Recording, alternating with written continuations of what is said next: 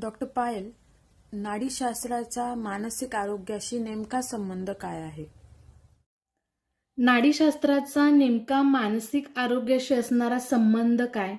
तर सगळ्यात महत्त्वाचं, ज्या भावनिक गुंतागुंतामध्ये, ज्या असणाऱ्या तुमच्या मनाच्या चलबिचल होणाऱ्या अवस्थेमध्ये दीर्घकाळ जर समजा एखाद्या गोष्टीचा ताणतणाव साठत असेल, कितीही मेडिकेशन देऊन, कितीही काउन्सिलिंग करून जर एखाद्या पेशंटची, एखाद्या व्यक्तीची ताणतणावाची पातळी जर खालावत असेल, तर त्या खालावलेल्या पातळीला आपल्याला व्यवस्थित करण्यासाठी सगळ्यात ॲन्शंट, प्राचीन, अगदी शास्त्र पुराणातलं बेसिक शास्त्र म्हणजे नाडीशास्त्र, ज्यामध्ये तुमच्या तणावाच्या मॅनेजमेंटसाठी तुमच्या बॉडीमध्ये, तुमच्या शरीरामध्ये नेमका कोणत्या भागातला ताणतणाव किती अधिक प्रमाणामध्ये त्रास देतो आहे याचं नियमन केलं जातं, याला ओळखलं जातं आणि त्या ताणतणावामध्ये आपल्या स्वतःला उभारून देण्याची क्षमता दिली जाते.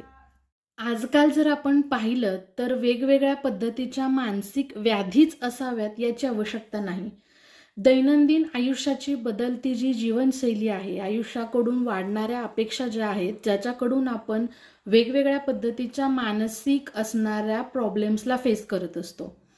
अतिचिंता, एखाद्या गोष्टीची अति काळजी, अननेसेसरी ताणतणाव, ज्याची आवश्यकता नाही असा येणारा तणाव जेव्हा जास्त प्रमाणामध्ये आपल्या शरीरामध्ये साठला जातो, तेव्हा सगळ्यात महत्त्वाची जी गोष्ट वर्क करते ते म्हणजे तुमच्या असणारं नाडीचं वहन.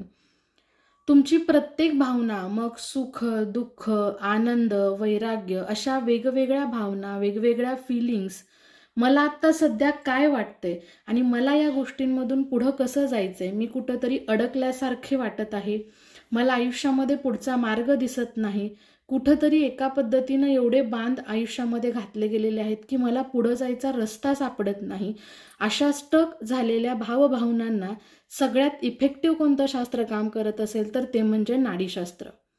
आत्ता सध्या व्यवहारामध्ये वेगवेगळ्या पद्धतीचे मेडिटेशन, मोटिवेशन आपण पाहतो, पण नाडीशास्त्र हे तुमच्या मनोभव स्त्रोतस म्हणजे जिथून तुमच्या भावनांचं नियमन होतं त्या स्त्रोतसाला ते अगदी स्वच्छ करत असतं, अगदी क्लीन करत असतं.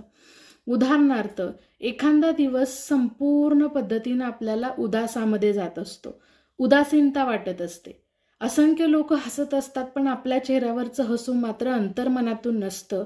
त्या छोट्याशा भावभावनांना सुद्धा जे डिटेक्ट करतं आणि त्यातून तुम्हाला बाहेर काढत असतं किंवा तुम्हाला तुमच्या आयुष्याचा प्रत्येक दिवस समजावून घेण्याचं शास्त्र असतं ते म्हणजे नाडीशास्त्र.